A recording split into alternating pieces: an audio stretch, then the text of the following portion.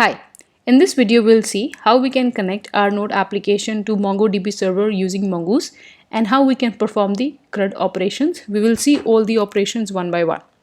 So honestly, based on what we have seen so far, nothing much is going to change. It's just that we will be having a schema, we'll be creating a model, and then we will perform the CRUD operations pretty much using the same functions that we have seen so far.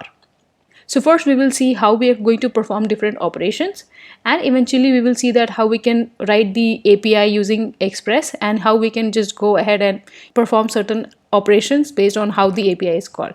Okay, so first let's just go ahead and see how we can connect our MongoDB server to Mongoose. So for that, first we'll have to go ahead and install Mongoose. So let's just quickly Google that how we can install Mongoose.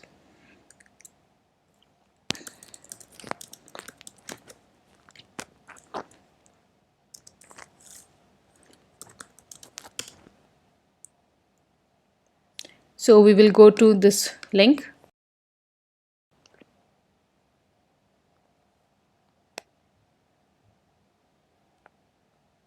Okay, so we'll just go ahead and we'll do npm install mongoose.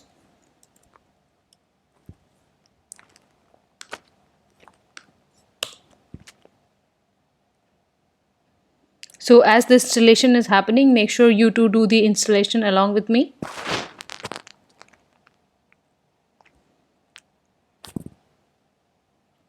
So now our mongoose is installed. Let's just go ahead and import it. So we'll do const mongoose require mongoose. Okay, so the next thing we are going to do is we are going to connect this application with the MongoDB server that's running.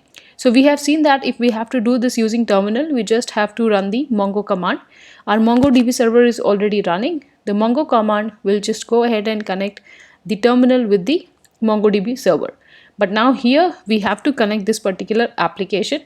Make sure MongoDB server is running in your system already. If not, just go ahead and first run MongoDB server.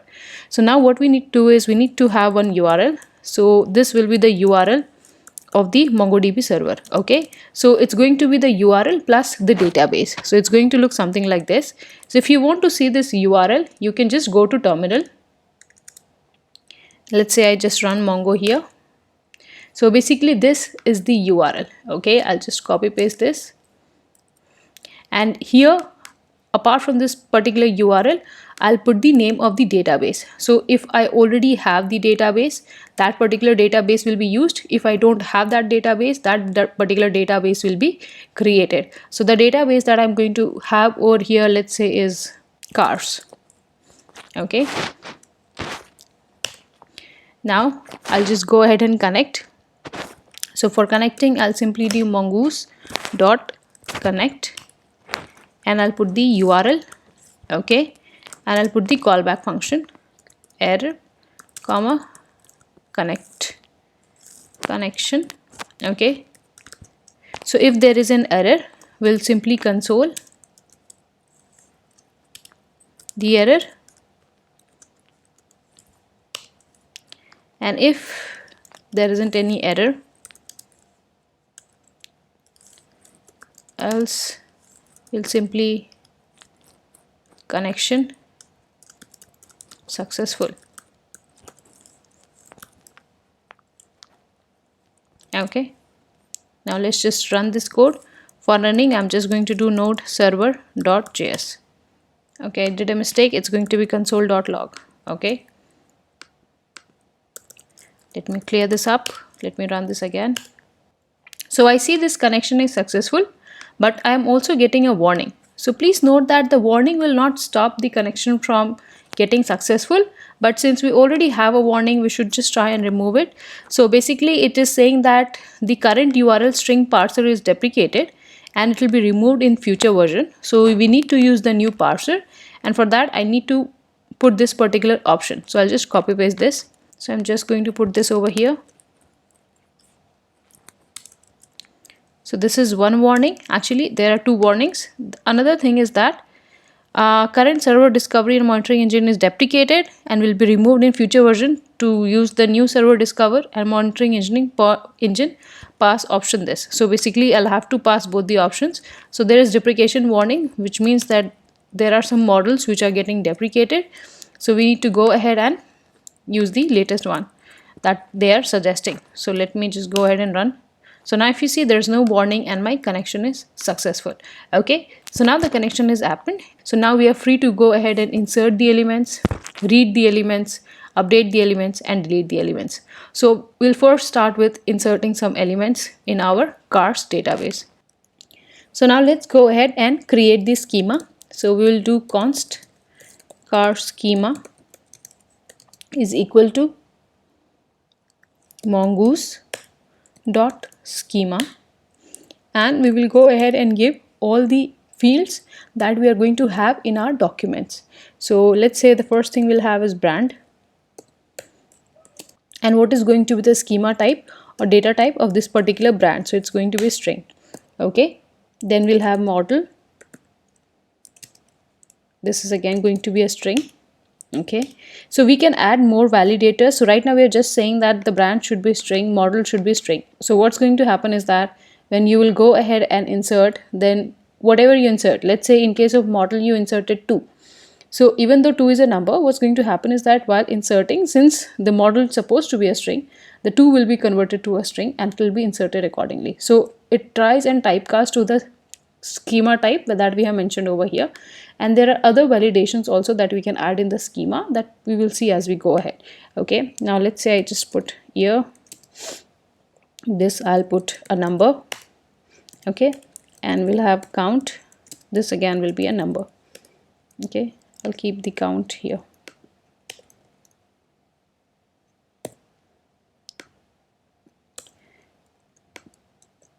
Okay, so now we have the schema. We are just going to go ahead, use this schema and create a model. So basically model is going to act as an interface, and using that particular model we are going to do all the operations. So the model will need 2 parameters. One is the schema and another is the collections. Now let's go ahead and create the model. So for that I'll write const car is equal to mongoose dot model. So model will need 2 parameters. One will be collection and the other one will be the schema. So let's say I put the collection name as car name. Okay, so right now I'm putting the collection name like this. So when we go ahead and see the collections, there will be a slight change. I'll show you that. Okay, and the next thing is going to be the schema. So it will be car schema. Okay, so now our car model is created. So if I have to do any sort of CRUD operations, that I can do using this car model. Okay, so let me just go ahead and quickly insert one particular car document in this particular collection. So for inserting the document, what I'm going to do, I'll just do, let's say const car1. So basically this model you can think of is like a template, and this car1 will be the actual document. So I'll create this particular document and I'm going to insert it in my database. So for this I'll just go ahead and I'll do new car. Okay, so if you see, this is just like creating an object. When you create an object, you have a class, and object is an instance of that particular class. Similar kind of thing is happening over here.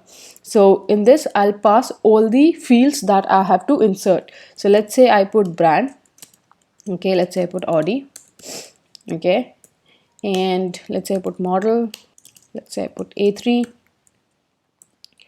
Let's say I put count 3.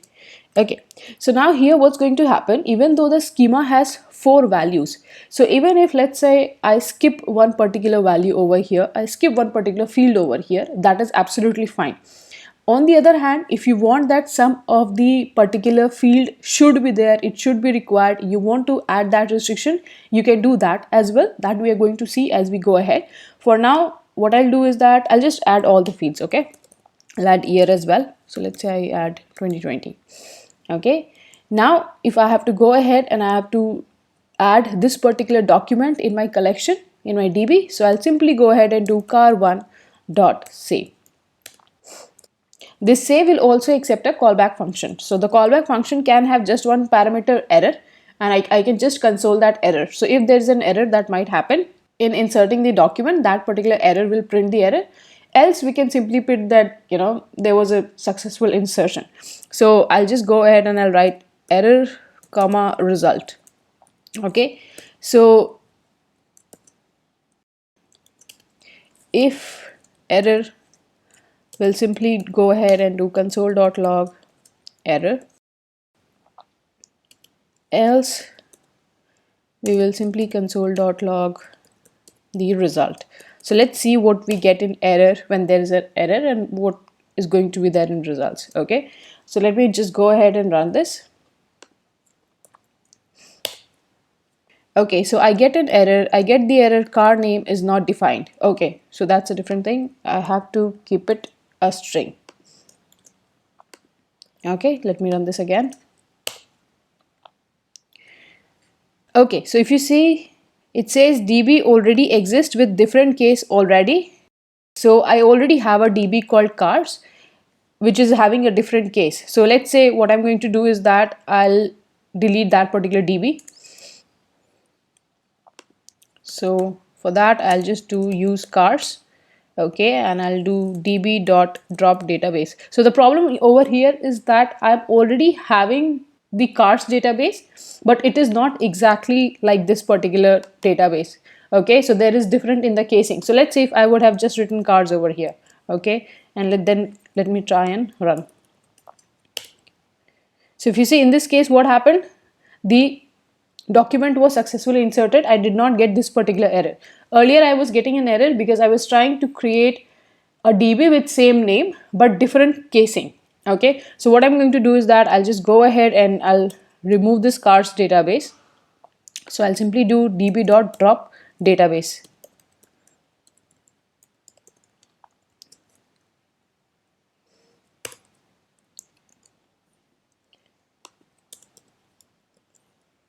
Now let me run again. So if you see, we got this printed. So we got this printed from here, this particular result. So whichever document gets inserted, that gets printed over here. Okay, so now we created one collection. So let's say if I have to see what are the collections in my database, how I can see that in the console. Let's go ahead and do that. So I'll do use cars. Okay, and I just want to see that if this particular collection that I have made over here has gotten created or not. So I'll simply do show collections.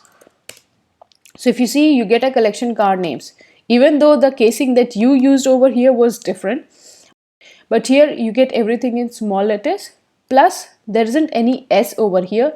It is a singular, but since collection is going to have multiple documents, you will have S inserted over here as a suffix by default. Okay, so make sure that next time when you are doing it, you don't get confused that I put some other name over here, it's coming something different. Okay, that's fine. So now if you see what we did over here, we just went ahead and inserted one of the documents. So we just did car1.save. Okay, so let's say if we have to insert multiple documents, how we can do that. So we have seen insert many, right? We have seen insert many multiple times. You know how to use it. So here also we are going to use insert many only, and it's going to be pretty much similar what we have seen so far. So what I'm going to do, I'll go ahead and I'll create, let's say, multiple car objects. So I'll do, let's say, const car2 equal new car. Okay, so let me just put brand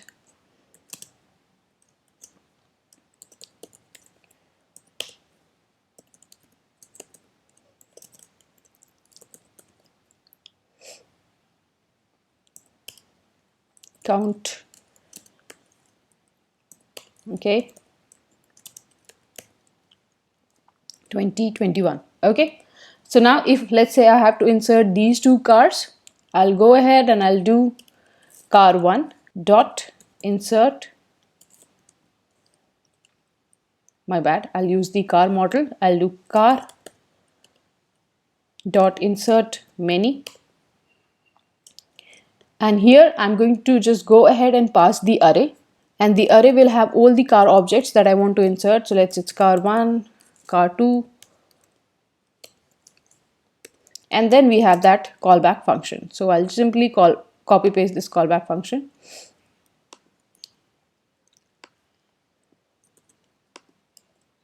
Okay, let me just go ahead and run this.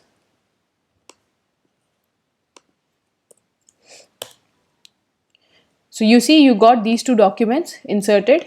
You have this particular car1 and you have this particular car2. Okay, so this is as simple as that. If you want more documents to be inserted, you can just put comma over here and you can put all the documents. So now we will see that how we can go ahead and find the documents or query for the documents using Mongoose.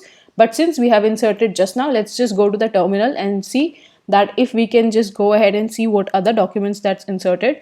So I'll simply do db.car names, which is the collection name, dot find. So if you see, so far we have inserted 3 documents and all the 3 documents can be seen over here. So you guys must be seeing something new over here, which is this underscore v.